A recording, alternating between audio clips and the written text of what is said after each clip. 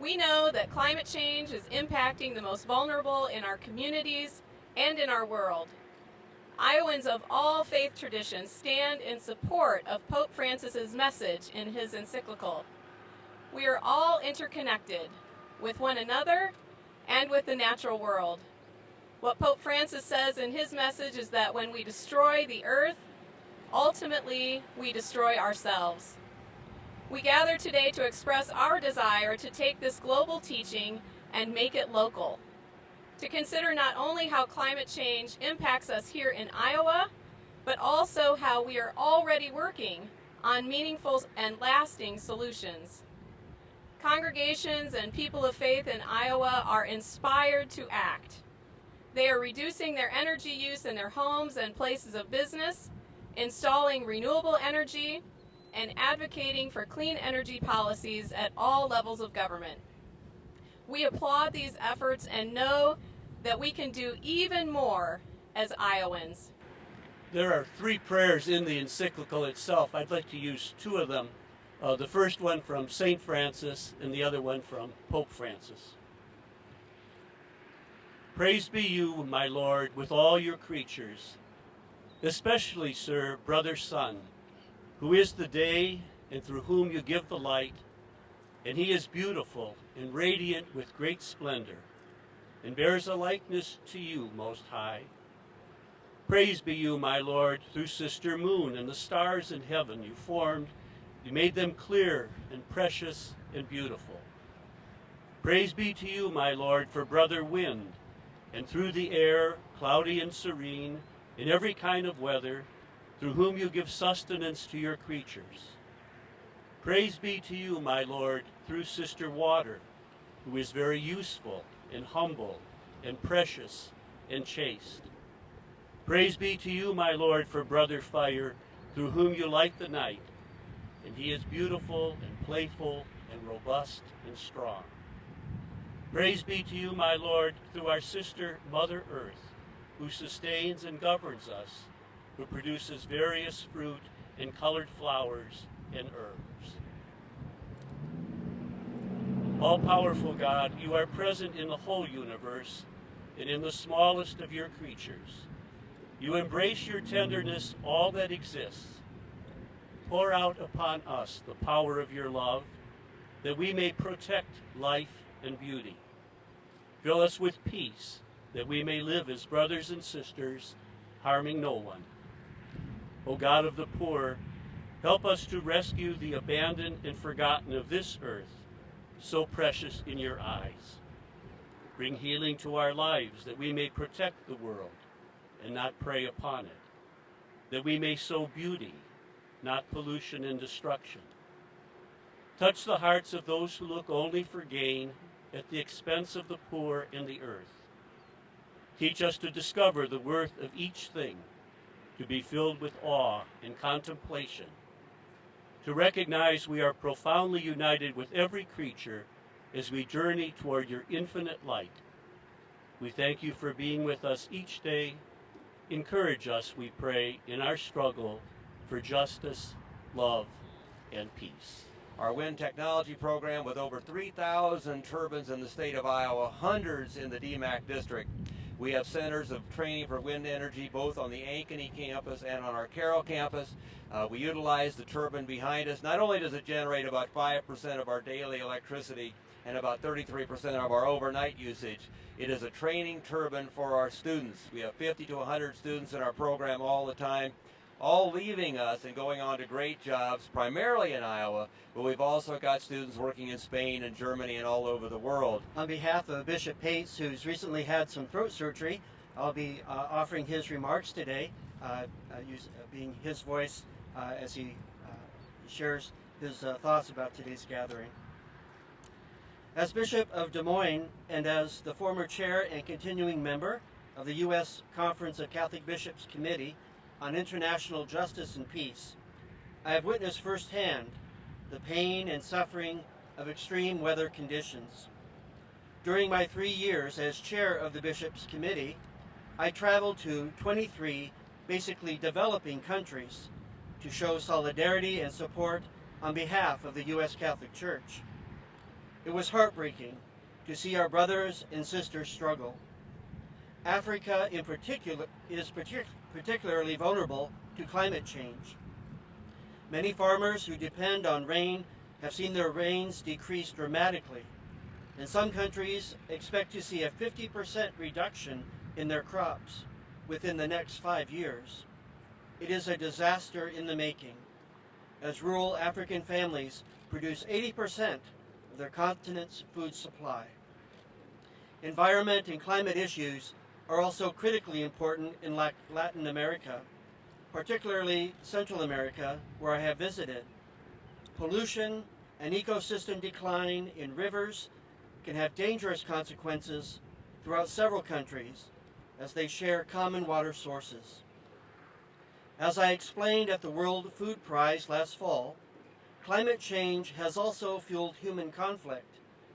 The 2003 violent conflict in Darfur, Sudan, was triggered by drastic drought conditions that began 20 years earlier. With no pasture lands for herders to feed their animals, they went to the farms, which were overrun by the famished animals. Farmers attacked the animals. The herders retaliated against the farmers. Violence grew, and today rages in Darfur. Here at home, too, I have seen major shifts in weather patterns that concern Iowans. A few years ago, when our Iowa farmers struggled with drought, I asked them how they could continue to work in an industry whose outcome was always unpredictable, but even more so now with palpable shift in weather patterns. Many of them shared how they had inherited their land and felt it a great responsibility to care for God's creation. They put their trust in God to carry them through. Their effort was affirmed by the words of St. John Paul II, who, during his historic 1979 visit to Des Moines, Iowa, encouraged good stewardship of the land. In support of their vital role, the Pope thundered, "Farmers, be proud. Today, we are dealing not with drought, but too much rain. I can drive by farms and see pockets of blackened fields where fledgling crops have drowned." While I can share anecdotal stories about climate change, NASA indicates 97% of climate scientists agree that climate change over the past 100 years is likely the result of human activity. I invite others on our program to expand on the scope of the issue and the call Pope Francis has extended toward action. Pope Francis opens its encyclical by saying, quote, "I will begin by briefly reviewing several aspects of the present ecological crisis with the aim of drawing on the results of the best scientific research available and provide a concrete foundation for the ethical and spiritual itinerary that follows," unquote. He outlines Laudato Si, may you be praised, to show that the ecological crisis is ethical and spiritual and that it should not be diluted by ideology. He has a responsibility to speak. The fundamental argument of the encyclical, like that of St. Francis's Canticle of the Sun, after which it is named, is that, quote, "human life is grounded in three fundamental and closely intertwined relationships with God, with our neighbor, and with the earth itself," unquote. Thus, climate change and overconsumption necessarily has social, economic, and spiritual consequences. The earth has intrinsic value as God's creation, making it our duty to protect it. The world's poor, while contributing least to the environmental problems, are bearing the heaviest consequences. The viability of future generations is threatened. To protect the earth, therefore, means to address social and economic injustices against the world's most marginalized, and to ensure the quality of life for future generations, and perhaps most importantly, to be renewed spiritually. He says, we are not faced with two crises, the Holy Father says, but rather with one complex crisis, which is both social and environmental. By citing his predecessors, St. John Paul II and Benedict XVI, and 17 bishops' conferences from around the world, Pope Francis signals that he is speaking not only for himself, but collegially. He says, every person on the planet is invited to share in the dialogue and to work together towards solutions, reduced consumption of resources, prudent use of technology, reformed economic systems, profound political courage, global cooperation, education, and embracing the insights of the sciences, the arts, and the humanities, and of faith. The Holy Father's language is poetic, yet sober and unflinching. We are not God, he says, yet we engage in an unbridled exploitation of nature. He speaks of misguided anthropocentrism and a culture of relativism that blinds us to the common good. Life itself is endangered, he says. Doomsday predictions can no longer be met with irony or disdain. The Church must speak out to protect humanity from self-destruction. Yet Laudato Si is both joyful and troubling. All is not lost, he assures. We are capable of rising above ourselves, choosing again what is good, and making a new start. No system can completely suppress our openness to what is good, true, and beautiful. Our God-given ability to respond to his grace at work deep in our hearts. Then he concludes, I appeal to everyone throughout the world, not forget this dignity which is ours. I believe that as farmers, we have a calling. The Encyclical talks about to till and to keep. To me, those words mean to feed people and to care for the land. Day by day, we adapt. It's a lifetime of learning for us. Each day, each year is different. We make mistakes and we have successes. We learn from those mistakes and successes. We use the tools we have to do better. So what have I observed in the last several years on our farm? In recent years, we've seen more volatile weather, more extreme events. Unprecedented, I think, is the word. Unprecedented in our lifetime, heat and droughts and heavy rain and late snows and extreme cold and snow. We need to prepare and adapt for these extremes. We need to use practices that have been successful, along with the new technologies, to enhance our ability to feed people, conserve and enhance our resources. We're living proof that doing the right thing environmentally can also be a very positive economic impact. By the very nature of the wind farms that we build utility-sized wind farms in the 60 to 130 megawatt range. We have to go out to the rural counties of Iowa. And any of you that travel around the rural counties of Iowa with the abandoned schools, the empty main streets, some of these counties have 8, maybe 10, 12,000 people in their entirety. And when we come to town or come to the county, we're bringing an investment in the potential range of $300 to $400 million to some of these small rural counties. And that's something that just doesn't happen every day.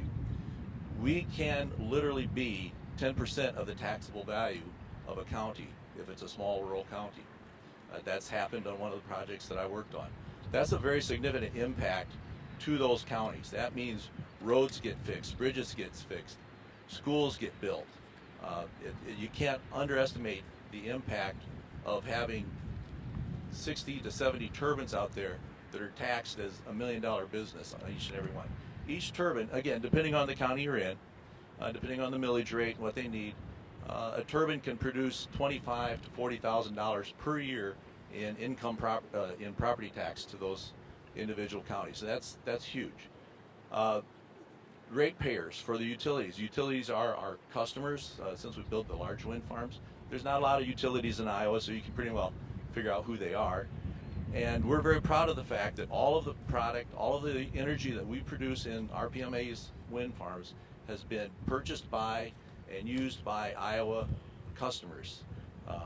It goes right into the grid, goes right into the utility base. It helps the utility companies hold their rates down. That's one of the reasons utility companies like wind energy here in Iowa, is it's a very stable supply of energy. We sign up with about a 20-year contract, so they know what the price of their energy is going to be for the next 20 years.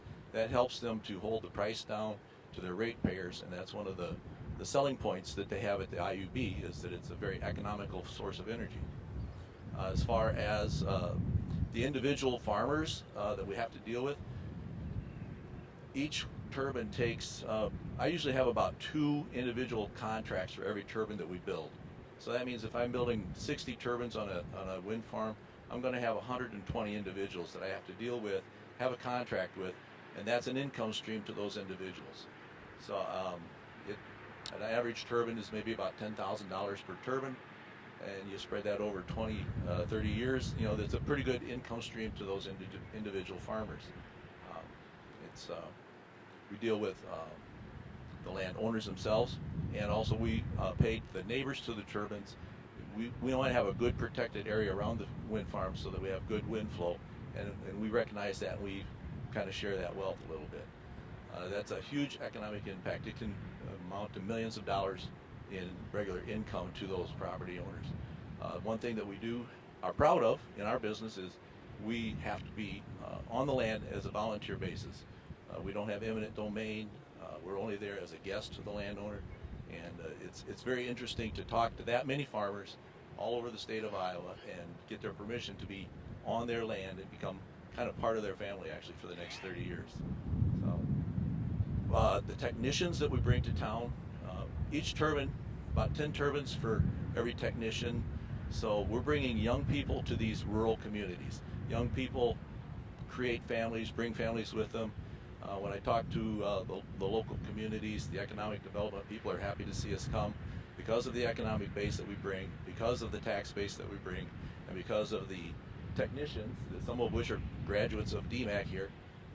Young people, it's a young person's game. Men and women are both technicians, and they bring new children to schools.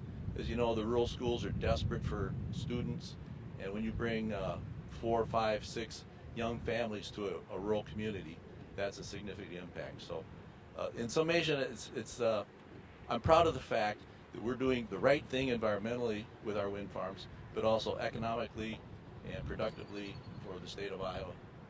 It's also a very good positive economic impact. Pope Francis, in his encyclical, repeatedly calls for an honest discussion about climate change and ecology, using the words honest and honesty 6 times. 6 times he had to say that we need a much more honest conversation about these issues, and when he's calling for this new kind of dialogue. Everyone needs to join this discussion, but especially our elected leaders and those running for president. We haven't had that honest of a discussion when people on the left are trying to score political points, people on the right are avoiding the topic, and we got to challenge both parties on this issue. An honest discussion acknowledges the overwhelming consensus among scientists that human activity is significantly contributing to climate change. An honest discussion is about solutions to the problem, not endlessly saying, let's wait and see if the problem gets worse. So Pope Francis just proclaimed our moral obligation to our children for a healthier world and a more stable climate. As we see the worsening droughts, worsening superstorms like Sandy and other storms, spread of diseases to new places, we need to tell all of the presidential candidates and actually demand of them, tell us your plan. Tell us your plan to protect our children from threats due to climate change. We stand here today not to talk about whether we should do something, but rather we need to work together to figure out how we're going to act. Pope Francis calls us to action. To begin, we need to commend Iowa and Iowans for the significant commitment to wind power already in place. This clean energy provides 27% of the power consumption in the state, and Iowa ranks number 2 in the entire country for amount of power produced through this renewable resource. Hand in hand with environmentally friendly energy goes job growth and corporation location and expansion because of the availability of this asset. In further response, we can, and I dare say should, read Pope Francis' Encyclical, Laudato Si. We will have presidential candidates visiting our state regularly in the coming months. We have a unique opportunity to keep the issue of climate change on the front burner. Ask not if, but how they plan to work toward solutions to climate change. I also urge Iowans to conserve energy, use energy-efficient appliances, and invest in renewable energy systems. In the very difficult challenge of individual and corporate change, which, bottom line, is what is at stake, Pope Francis offers motivation. As believers, we are called to reverence the remarkable beauty and gift of creation. As people committed to justice, we recognize creation is intended in equal measure for all in the human family. As procreators of children, we want our offspring, grandchildren, and posterity to be beneficiaries of our love and sacrifice, not our greedy consumption. The Pope calls us to take the high road, that which marks us as truly made in his image and likeness. It is the road of altruism, expressing love for its own sake, for the benefit of others, and for the whole world. The wonderful thing to me is that in Iowa we actually do have a very long history of interfaith relationships and ecumenical relationships that are very long-standing. And so in my role at Iowa Interfaith Power and Light, one of the things that I'm very excited about is that all major faith traditions do have a statement on caring for the earth or caring for creation, and they all have something to say about caring for one another. And climate change is an issue that impacts both the earth and all of us. And so it really is an issue that we've come together around. We have a long history of working together on this, and I anticipate that that history will just continue to grow because we do have a new powerful ally in Pope Francis and in this encyclical, the words in the encyclical, and I think it has been sort of a rallying cry for the interfaith community as well. I can tell you from Washington, D.C., I've had a number of strategists from both political parties coming to me separately, coming to our organization saying, like, what the Pope is doing here is creating some new conversations, some new movement, and I think there's a current of change within the Republican Party as well, which is really great to see. And they see some different points coming with. So the Pope is talking from a moral standpoint, a religious standpoint. That's some different territory for them that they feel more comfortable on.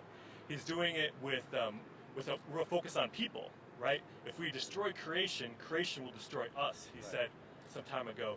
So it's not just an environmental issue out there, but that really resonates a lot more with Republicans often. And he's doing it with such hope, right? Like if all of our actions and talk of climate change is very gloomy, you know, everything is going south really fast, it's really hard to jump on board and say, yeah, let's change completely. But the Pope with a huge smile on his face saying, you know, we can do this. We can have a better relationship with the Creator. We can actually, you know, help protect our children, and that hopeful message, and including, you know, what we hear from folks here today about the jobs that are being created. You know, so many more jobs that are possible, putting solar panels on residences across the country than there is in the fossil fuel industry, right? There are more people in the solar industry right now than there are people who are mining coal right now. Even though, you know, obviously the amount of energy right now, the solar industry is just a small portion, but the great amount of employment and economic opportunities here, that's another message that I know a lot of Republicans are working through, thinking about how they can grab onto that entrepreneur message, innovation, and business interests. One of the things that theologians like to do is count words. The Pope uses the word Democrat and Republican exactly 0 times in the encyclical. And when he talks about politics, you should understand that word means government.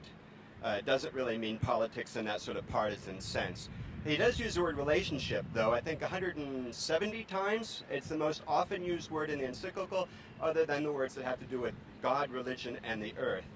He wants us to build relationships with the earth and with one another. Fundamentally, this is about all human beings. He addresses the encyclical to every person on earth, unquote. So it's not about political debate. He thinks we need to get beyond that and start, just as Lonnie just said, buckle down and get to work.